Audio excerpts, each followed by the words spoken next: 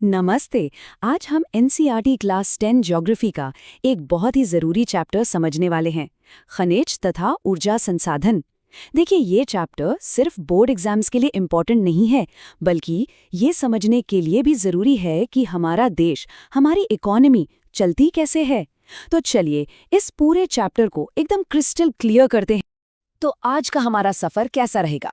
सबसे पहले हम बिल्कुल बेसिक से शुरू करेंगे कि आखिर ये मिनरल या खनिज होता क्या है। फिर हम देखेंगे कि भारत में ये खजाने मिलते कहाँ-कहाँ हैं। इसके बाद हम माइनिंग यानी खनन से जुड़ी मुश्किलों और उनके सल्यूशंस पर बात करेंगे। फिर हमारा फोकस शिफ्ट होगा एनर्जी पर। पहले बात होगी पारंपरिक स्रोतों की, जैसे कोयला, पेट्रोल, और फिर हम देखेंगे भविष्य की नई और साफ सुथरी एनर्जी को। और आखिर में सबसे जरूरी बात, हमारी क्या जिम्मेदारी बनती है। तो चलिए सेक्शन 1 शुरू करते हैं और सबसे पहले सबसे बुनियादी सवाल को पकड़ते हैं। आखिर ये खनिज हैं क्या? सच कहूं तो ये हमारी पूरी दुनिया के बिल्डिंग ब्लॉक्स हैं। तो आइए पहले अपनी फाउंडेशन को मजबूत करते हैं। जरा सोचिए, आपके टूथपेस्ट में, आपके फोन में और जिस कमरे में आप बैठे हैं, इन सब में ऐसी कौन सी एक चीज है जो कॉमन है? जवाब है मिनरल्स यानी खनिज। जी हाँ, ये सभी चीजें खनिजों से बनी हैं। आपको शायद यकीन न हो, पर जो टूथपेस्ट आप रोज सुबह इस्तेमाल करते हैं, उसमें भी सिलिका, चूना पत्थर और अभ्रक जैसे मिनरल्स होते हैं। यही तो आपके दांतों को साफ करते हैं और उनमें चमक लाते हैं। अच्छा, तो जियोलॉजिस्ट्स यानी भूवैज्ञानिक खनिज को डिफाइन कैसे करते हैं? देखिए, इसकी डेफिनेशन में 3 बातें हैं। पहली, ये प्राकृतिक रूप से पाया जाने वाला पदार्थ है, मतलब इसे हम किसी फैक्ट्री में नहीं बना सकते। दूसरी, ये समरूप यानी होमोजीनियस होता है। और तीसरी, इसकी एक परिभाषित आंतरिक संरचना होती है, मतलब इसके एटम्स एक खास पैटर्न में अरेंज्ड होते हैं। और पता है, इसी अंदरूनी स्ट्रक्चर की वजह से हीरा दुनिया का सबसे कठोर पदार्थ है और टैल्क एकदम मुलायम। तो इन खनिजों को हम एक फैमिली ट्री की तरह देख सकते हैं। इसकी 3 मेन ब्रांचेस हैं। पहली, धात्विक खनिज या मेटालिक मिनरल्स, जिनमें धातु होती है। दूसरी, अधात्विक खनिज या नॉन मेटालिक मिनरल्स, जिनमें धातु नहीं होती। और तीसरी, ऊर्जा खनिज या एनर्जी मिनरल्स, जिनसे हमें पावर मिलती है। अब ये जो धात्विक खनिज है ना, इनमें अक्सर एक कंफ्यूजन होता है फेरस और नॉन फेरस के बीच। बात बिल्कुल सीधी है। फेरस यानी लौह खनिजों में लोहा होता है, जैसे आयरन और मैंगनीज। ये हमारी इंडस्ट्री की रीढ़ की हड्डियां हैं। वहीं नॉन फेरस यानी अलौह खनिजों में लोहा नहीं होता, जैसे कॉपर, बॉक्साइट। ये बिजली और इंजीनियरिंग इंडस्ट्री के लिए बहुत जरूरी है। ठीक है, तो अब हम ये तो समझ गए कि मिनरल्स क्या होते हैं, पर अगला सवाल ये है कि भाई ये भारत में मिलते कहाँ हैं? तो चलिए एक ट्रेजर हंट पर निकलते हैं और देखते हैं भारत के मिनरल हॉटस्पॉट्स। इस मैप को देखते ही एक बात बिल्कुल साफ हो जाती है। भारत में मिनरल रिसोर्सेज हैं तो बहुत, पर इनका डिस्ट्रीब्यूशन बहुत अनइवन है, मतलब असमान है। आप देखिए, ज्यादातर मिनरल डिपॉजिट्स प्रायद्वीपीय पठार यानी पेनिनसुलर प्लेटो में ही है। वहीं जो उत्तर भारत के बड़े बड़े मैदान हैं, वहां मिनरल्स लगभग ना के बराबर हैं। किसी भी देश के इंडस्ट्रियल डेवलपमेंट की रीढ़ होता है लोहा, और भारत में आयरन ओर यानी लौह अयस्क 4 मेजर बेल्ट्स में मिलता है। ये चारों नाम एग्जाम के लिए बहुत इंपॉर्टेंट है, इन्हें याद रखना है। ओडिशा झारखंड बेल्ट, दुर्ग बस्तर चंद्रपुर बेल्ट, बल्लारी चित्रदुर्ग चिकमगलुर तुमकुरू बेल्ट और महाराष्ट्र गोवा बेल्ट। अच्छा, लोहे से स्टील बनाने के लिए एक और बहुत जरूरी मिनरल चाहिए होता है, मैंगनीज। और भारत में मैंगनीज का सबसे बड़ा प्रोड्यूसर है मध्य प्रदेश। देश का लगभग 1/3 मैंगनीज यहीं से आता है। इसके बाद नंबर आता है महाराष्ट्र और ओडिशा का। अब बात करते हैं बॉक्साइट की। ये वो अयस्क है जिससे हमें एल्यूमिनियम मिलता है। और एल्यूमिनियम की खासियत क्या है? ये वजन में हल्का भी है और मजबूत भी।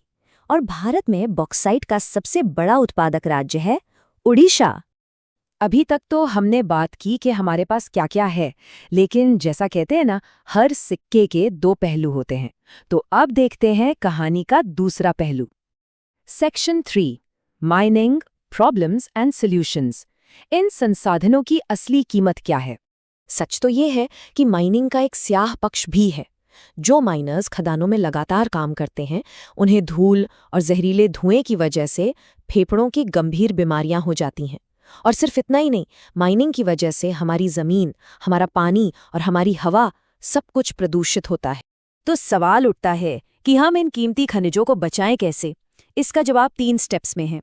पहला, हमें इन्हें प्लान्ड और सस्टेनेबल तरीके से इस्तेमाल करना होगा।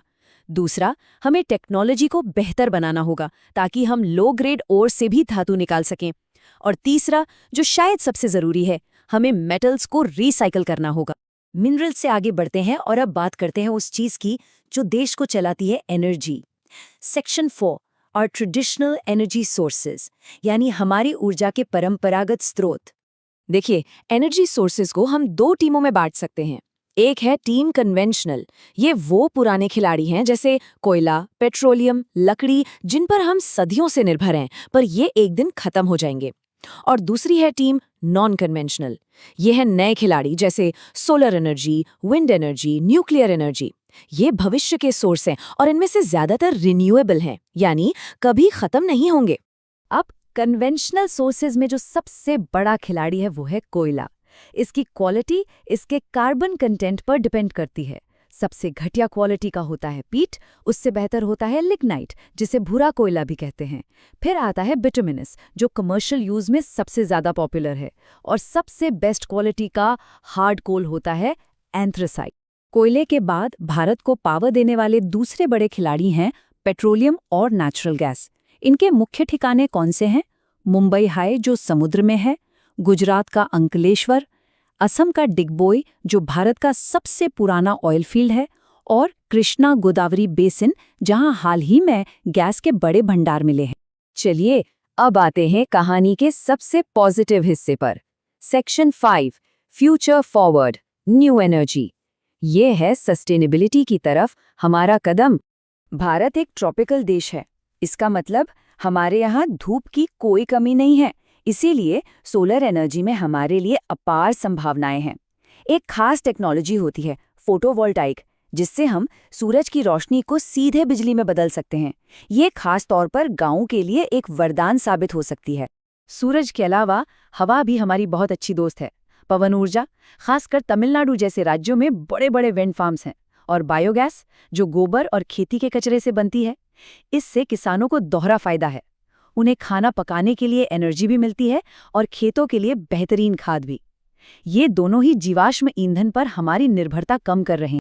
तो हमने मिनरल्स को समझा, एनर्जी के अलग अलग स्रोतों को भी जान लिया, लेकिन अब बात आती है सबसे जरूरी चीज की, हमारी अपनी जिम्मेदारी की।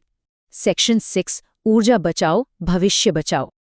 आपकी एनसीईआरटी की किताब में एक लाइन लिखी है जो इस पूरे चैप्टर का निचोड़ है। ऊर्जा की बचत ही ऊर्जा का उत्पादन है। ये सिर्फ एक नारा नहीं है, ये एक हकीकत है। सोचिए, जब भी हम कमरे से निकलते हुए एक लाइट बंद करते हैं, तो हम असल में देश के लिए ऊर्जा पैदा कर रहे होते हैं। हमारा भविष्य इस बात पर टिका है कि हम सब अपनी इस जिम्मेदारी को कितनी गंभीरता से निभाते हैं।